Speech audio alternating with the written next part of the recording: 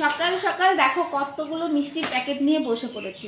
তো কালকে হালখাতা ছিল, 3টে প্যাকেটেই একই রকমের মিষ্টি দিয়েছে।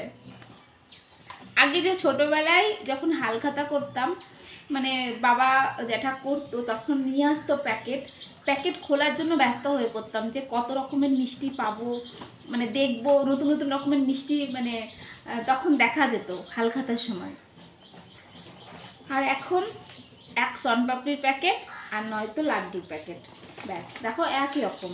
এ খুলে দেখার মানে মজা কি, কি ওপরেই দেখা যাচ্ছে যে কি কি মিষ্টি আছে, সেম এক লাড্ডু।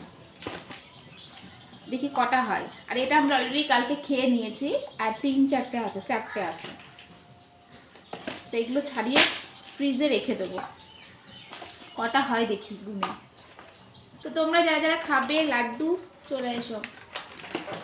আজকে ভিডিওটা পোস্ট করব, তো মোটামুটি 1 সপ্তাহ থাকবে লাড্ডু। তো যারা যারা খাবে চলে এসো।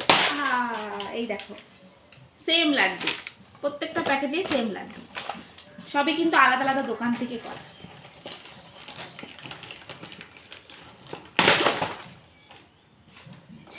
কি হলো, আমি যে কাজে হাত দেবো অকাজ হবে না, এটা কখনো হতেই পারে না। তো দেখো কতগুলো লাড্ডু হয় তোমাদের কাছে শেয়ার করছি। সবাই বলবে, এবার কমেন্টে বলবে শুধু লাড্ডু দেখালে হবে, দিতে তো হবে। তো চলে এসো সবাই আমার বাড়িতে।